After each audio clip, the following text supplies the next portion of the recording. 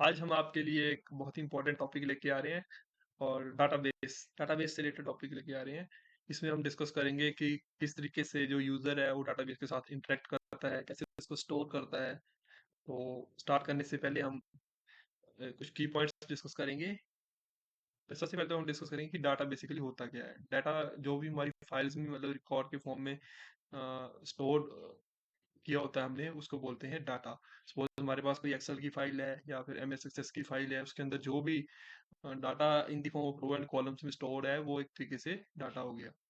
और तो database basically क्या है, कलेक्शन ऑफ रिकॉर्ड्स और ऑब्जेक्ट्स बोलेंगे। ठीक है। तो फिर जैसे हमारे पास मल्टीपल फाइल्स है, उनकी कलेक्शन को क्या बोलेंगे हम, डाटाबेस। तो हमारे पास अब मल्टीपल डाटाबेसेस हो गए। तो उसको मैनेज करने के लिए जो सिस्टम यूज होता है उसको बोलते हैं डाटाबेस मैनेजमेंट सिस्टम। ठीक है जी। और दूसरा पॉइंट है हमारा कि हमारे पास एक तो हम बोलते हैं कि डीबीएमएस, एक होता है आरडीबीएमएस। अब डाटाबेस मैनेजमेंट सिस्टम तो हम समझ गए क्या है। और उस डाटा को टेबुलर फॉर्म में कन्वर्ट करने के लिए जो सिस्टम यूज करते हैं उसको बोलते हैं relational database system. Relational means यहाँ है कि जो डाटा एक तरीके से टेबुलर फॉर्म में होगा। Tabular form means row and columns की फॉर्म में होगा, उसको हम बोल देते हैं रिलेशनल डाटाबेस सिस्टम। और इस डाटा को मतलब डाटाबेस से फैच करने के लिए या वहाँ पे अपडेट करने के लिए जो लैंग्वेज यूज होती है उसको बोलते हैं structure query language. Structure query language basically एक प्रोसीजर बेस्ड लैंग्वेज है, जिसमें कि जो हमारा यूजर है वो उसको इंटेरोगेट करता है, उसके साथ इंटरेक्ट करने के लिए एक तरीके से उससे क्वेरी करता है वो, तो इसीलिए इसको बोलते हैं स्ट्रक्चर क्वेरी लैंग्वेज। तो सबसे पहले हम डाटाबेस क्रिएट करते हैं, तो उसकी डेफिनेशन लिखते हैं। तो डेफिनेशन लिखने के लिए हमारे पास एक लैंग्वेज यूज की जाती है, उसको बोलते हैं डाटा डेफिनेशन लैंग्वेज। ठीक है जी। तो सबसे पहले हम इसको डिस्कस करेंगे।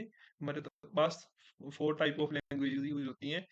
एक होती है data definition language, second one is the data manipulation language, third one is the data control language and fourth one is the transaction control language.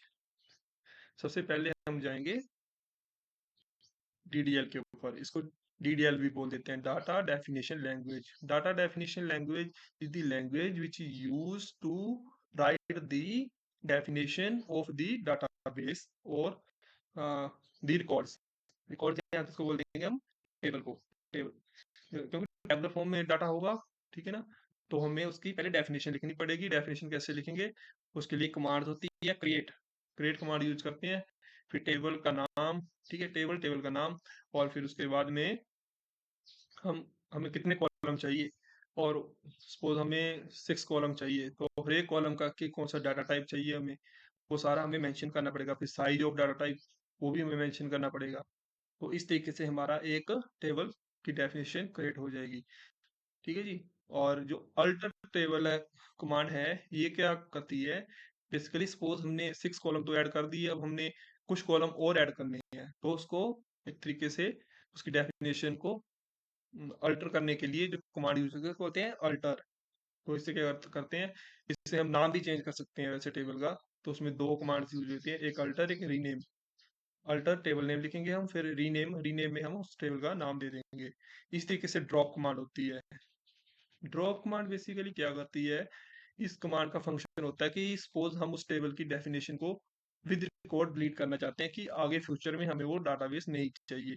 तो हम क्या करेंगे, सीधा ही हम कमांड लगा देंगे ड्रॉप टेबल टेबल नेम। ठीक है। और उसका टेबल का नाम दे देंगे। ड्रॉप के बाद जो नेक्स्ट है हमारा वो है क्रिएट।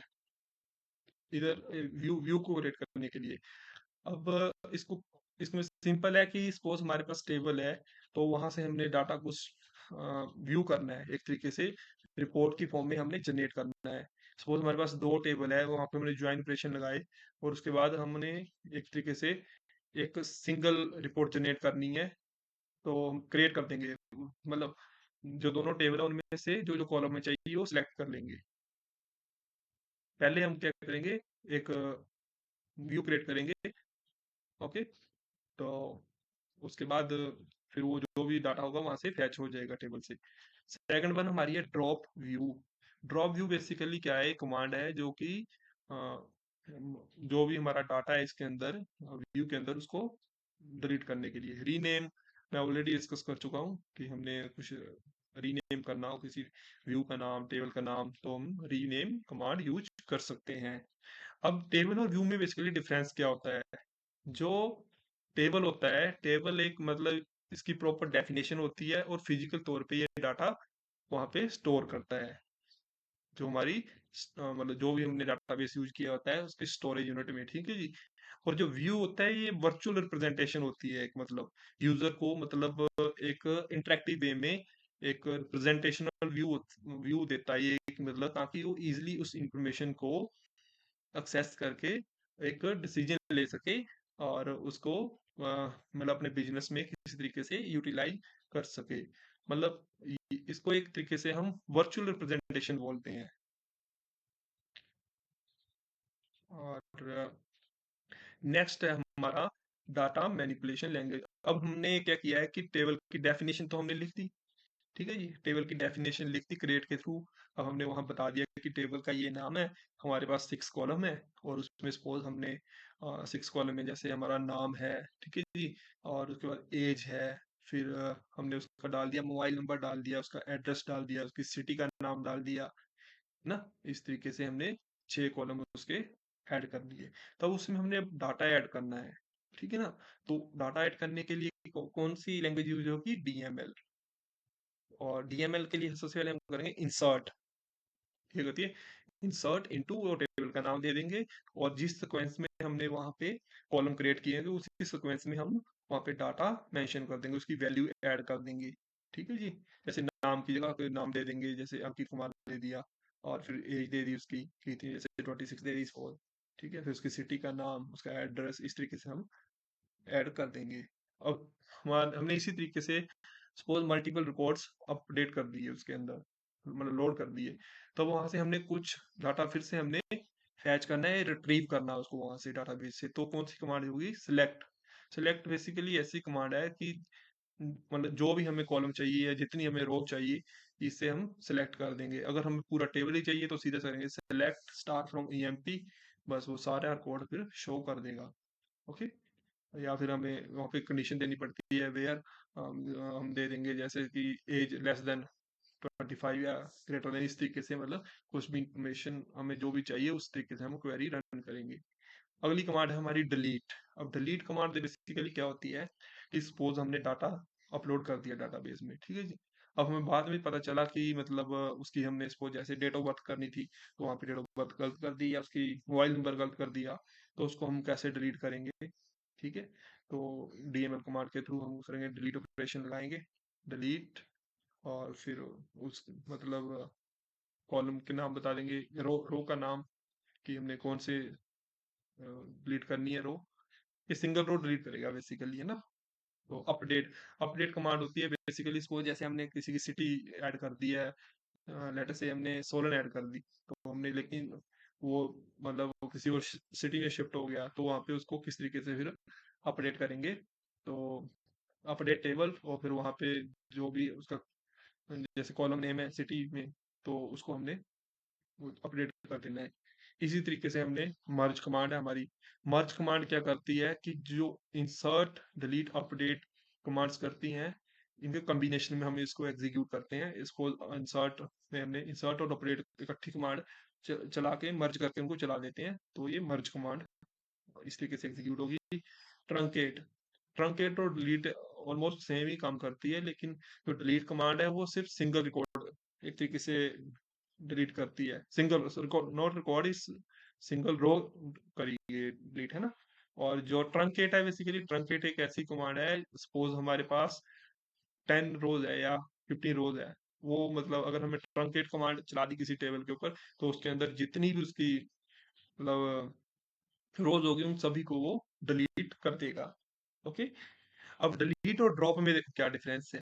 डिलीट से तो क्या होगा कि मतलब जो उसका रिकॉर्ड है वही डिलीट होगा एक तरीके से, ठीक है ना, कि जो उसके अंदर रोज हैं उसको डिलीट कर दे। लेकिन जो उसकी मतलब ऊपर एट्रीब्यूट्स हैं, जैसे नेम हो गया, एज हो गया, या उसकी डेफिनेशन है, वो डिलीट नहीं होगी। लेकिन अगर हमने ड्रॉप चला दी तो ड्रॉप से पूरी डेफिनेशन भी डिलीट हो जाएगी। ये बहुत ही ध्यान देने वाली चीज थी, तभी मैंने यहाँ पे मेंशन कर दी। ओके। अब डीसीएल कमांड। अब DCL कमांड्स होती है data control language commands. Basically एक तरीके से जो यूजर इसको एक्सेस करेगा कि उसको कौन कौन सी परमिशन और प्रिविलेज देनी है, ये उसको गवर्न और कंट्रोल करने के लिए जो हमने लैंग्वेज यूज करते हैं उसको बोलते हैं DCL कमांड्स। तो सबसे पहले होती है ग्रांट। ग्रांट वही होती है कि प्रिविलेज देने के लिए कि यूजर को कितनी प्रिविलेज देनी है और कौन कौन से उसको राइट्स देने हैं हमने। तो उसमें रोल्स क्रिएट कर देते हैं। आगे वो फर्दर हम डिटेल में डिस्कस करेंगे। रिवॉक, रिवॉक एक तरीके से होता है कि जो भी हमने उसको राइट्स दे रखे थे, एक तरीके से उससे मतलब उसको डिसमिस कर देना, और फिर वो उनको मतलब एक्सेस नहीं कर पाएगा अगर हमने रिवोक कर दिया। ओके।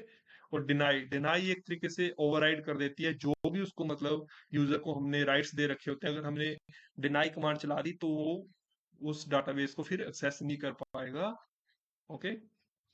ऑडिट, ऑडिट एक ऐसी कमांड है जो कि मतलब एक तरीके से मतलब जो भी हमारे डिलीट, इंसर्ट, अपडेट, जो भी DML कमांड के हमारे ऑपरेशंस होते हैं टेबल के ऊपर, उनका एक तरीके से ये ऑडिट करता है यूजर का। और उसका मतलब एक रिकॉर्ड रखता है। जब भी मतलब कोई यूजर ये एक्टिविटी करता है तो वहाँ पे एक ट्रिगर जनरेट हो जाता है। ट्रिगर बेसिकली ऑटोमेटिकली एक प्रोसीजर होता है जिसमें कि वो उसका रिकॉर्ड रखता है कि मतलब जो भी यूजर है उसने क्या क्या एक्टिविटी की, वहां से क्या कौन सा डाटा डिलीट किया और कौन सी उसने मतलब क्वेरी चलाई थी। ओके, ये सारा रिकॉर्ड रखेगा ऑडिट के अंदर। Alter authorization, alter authorization basically होता है सपोज हमने किसी यूजर को ऑथराइजेशन दे रखी थी कि वो बकेट को एक्सेस कर सकता है। अगर हम AWS की बात करें कि बकेट को एक्सेस कर सकता है। एक तो है रीड, रीड राइट्स वो दोनों दे रखी है उसको कि वो इजीली डाटा वहाँ पे अपडेट भी कर सकता है, रीड भी कर सकता है, रीड भी कर सकता है। इस तरीके से हम बाद में सपोज अल्टरेशन चाहते हैं कि इसको सिर्फ हमने रीड का देना है, तो वहां से उसकी ऑथराइजेशन को अल्टर कर देंगे। अदर केस में हम ये भी हो सकता है कि सपोज वो मतलब पहले किसी एक डिपार्टमेंट में काम कर रहा था, तो वहां पे उसको कुछ एक्सेस दिया हुआ था, लेकिन फिर वो या तो कंपनी शिफ्ट कर गया या फिर उसका डिपार्टमेंट चेंज हो गया, तो वहां पर भी हम अल्टरेशन की हमें जरूरत पड़ती है। तो क्रिएट लॉगिन, क्रिएट लॉगिन का हो गया कि सपोज हमने कोई नया यूजर आया है या नया मतलब एम्प्लॉय आया है, तो उसको हमने कुछ क्रेडेंशियल्स देने हैं, तो उसके लिए हम नया एक लॉगिन क्रिएट कर देते हैं। ड्रॉप लॉगिन, सपोज कोई यूजर है वो मतलब कंपनी छोड़ गया, तो उसको बिल्कुल ही हम डिलीट कर देंगे ड्रॉप लॉगिन के थ्रू। उसका जितना भी जो भी रिकॉर्ड होगा वो डिलीट हो जाएगा, वो एक्सेस नहीं कर पाएगा। और लास्ट वन है हमारी transaction control language. Transaction control language basically जो इसका ट्रांजैक्शन के कंकरेंसी कंट्रोल मेथड होता है उसको मतलब मेंटेन करने के लिए होता है। इंटीग्रिटी और सिक्योरिटी को मेंटेन करने के लिए ये ट्रांजैक्शन कंट्रोल लैंग्वेज यूज की जाती है। कमिट, कमिट बेसिकली क्या होता है कि सपोज हमने जो भी ऑपरेशन है वो कंप्लीट हो गए, उसके बाद में उस डाटा को डाटाबेस के अंदर सेव कर देना है। तो कमिट कमांड के थ्रू वहाँ पे उस ट्रांजेक्शन के जो भी टास्क थे वो कंप्लीट हो गए हैं और उसको हमने वहाँ पे सेव कर देना है। Roll back, roll back basically होता है अनडन कर देते हैं हम जितने भी ऑपरेशंस हुए होते हैं। सपोज बीच में फेल ओवर आ गया, कुछ प्रॉब्लम आ गई है ना, तो फिर उस तरीके से हम उसको रोल बैक कर देंगे, अनडू करके रीडू करेंगे फिर उसको। सेव पॉइंट, सेव पॉइंट ऐसा पॉइंट होता है कि सपोज हमने सेट कर दिया कि सेव पॉइंट, एक तरीके से सेटिंग होती है उसमें, तो हम डिफाइन कर देंगे सेव पॉइंट कि यहाँ तक जो भी मतलब ट्रांजेक्शन हो चुकी है उसको सेव कर देंगे। अगर उसके बाद फेल ओवर आता है, एक चेक होता है एक तरीके से, तो हम उसको बैक रोल बैक कर सकते हैं वहां तक। और नेक्स्ट है हमारा set transaction. Set transaction basically क्या होता है कि मतलब एक तरीके से ये भी कंस्ट्रेंट है जो कि हम सेट करते हैं ट्रांजेक्शन के ऊपर, और ताकि जो यूजर है वो उसको कंट्रोल कर सके। और release, release save point, release save point क्या है कि मतलब रिलीज टू सेव पॉइंट होता है वैसे ही। तो मतलब क्या होता है release to save point, suppose हमारा फेल ओवर आ गया, उसके बाद में हम रिलीज टू सेव पॉइंट एक कमांड हम एग्जीक्यूट कर देते हैं। और उसको सेव पॉइंट से नेक्स्ट जितने भी हमारे ऑपरेशन हुए होते हैं उसके बाद अनडू करने के बाद रीडू हो जाते हैं फिर से। फिर उसके बाद में जब वो कमांड कंप्लीट हो जाएगी फिर कमिट करके उसको डाटाबेस में हम सेव कर देंगे। आई होप आपके लिए काफी यूजफुल रहा होगा। मैंने वैसे ट्राई किया है अपनी तरफ से सब कुछ कवर करने के लिए। हम आपके साथ इसके कमांड्स भी शेयर करने जा रहा हूँ, तो आप इसके थ्रू अगर गो थ्रू हो जाएंगे तो आपको इजीली समझ में आ जाएगा कि ये इसके अंदर क्या क्या कमांड्स हैं। ओके, तो पहले ये देखिए हमारे पास स्ट्रक्चर क्वेरी लैंग्वेज क्या है, इसमें बताया गया है पूरा कि लैंग्वेज है जो मैनेज करती है, मैनिपुलेट करती है। मैं ऑलरेडी बता चुका हूँ आपको, 3 टाइप ऑफ बताई है इन्होंने कमांड्स, क्योंकि मैंने 4 टाइप की बताई है आपको। एक डीएमएल है, डीसीएल है, टीसीएल है, इन्होंने डीडीएल बताई हुई है यहाँ पे, ठीक है जी। वो मैंने ऑलरेडी आप मेंशन कर दिया कि जो डेफिनेशन लिखने के लिए यूज किए थे उसको हम डीसीएल कमांड बोलते हैं। इसी तरीके से सिलेक्ट, इंसर्ट, अपडेट, डिलीट, मर्ज, ये सारी मैंने कवर अप कर दी है। ट्रंकेट कमांड, ये देखिए remove all the rows. Okay, आप इसके थ्रू एक बार गो थ्रू हो जाओगे तो आपको समझ में आ जाएगा। इसी तरीके से डीसीएल कमांड्स है, control the access of the database, ठीक है जी। ये एक्सेस प्रिविलेज देती है, रोल्स यूजर को, है ना, रिवॉक कर देती है। उसके डिनाई कमांड क्या करती है, एक्सप्लिसिटली मतलब डिनाई कर देगी परमिशन जो भी उसको प्रिविलेज मिली होगी पहले यूजर को। ओके, इस तरीके से अल्टर ऑथराइजेशन ये सारी मैंने कवर अप कर दी। फिर commit, roll back, save point देखिए क्या था, use to set a save point within the transaction, this allow you to roll back specific point in the transaction if needed. वही है ना कि मतलब आपने सेव पॉइंट सेट कर दिया, अगर बाद में फेल ओवर आता है तो वहां तक आप रोल बैक कर जाओगे। और कुछ कमांड इसमें भी है, ये भी आपको मैं फाइल शेयर कर दूंगा के साथ। सेव पॉइंट कमांड क्या होती है, ये मैं ऑलरेडी बता चुका हूँ। Roll back to save point, ये देखिए ये भी इंपॉर्टेंट कमांड है। Command is use to undo change made since specific save point, जो भी हमने सेव पॉइंट मतलब वहाँ पे सेटअप किया है and created within the transaction, this allow you to selectively undo some changes without undoing all the. मतलब suppose हमारी ट्रांजेक्शन है वो एग्जीक्यूट होने स्टार्ट हो गई है और कुछ टाइम बाद उसमें फेल ओवर आता है, तो ऐसा नहीं कि हमें पूरी ट्रांजेक्शन रोल बैक करनी पड़ेगी। इसमें हमें सिर्फ जहाँ सेव पॉइंट है वहां तक ही रोल बैक करनी पड़ेगी। set transaction command is the command to set up various operation the transaction such as the isolation labels, access modes। वही कि मतलब जो ट्रांजेक्शन है वो आइसोलेटली एक तरीके से एग्जीक्यूट होगी, ये बता रहा है ये ना। और ये एक तरीके से एसिड प्रॉपर्टी का जो आइसोलेशन वाला पार्ट होता है उसके अंदर ये आती है, ठीक है जी। कि मतलब ईच ट्रांजेक्शन अब इंडिविजुअली एग्जीक्यूट होगी without dependency of any other transaction. तो ये मैंने कवर अप कर दिया है।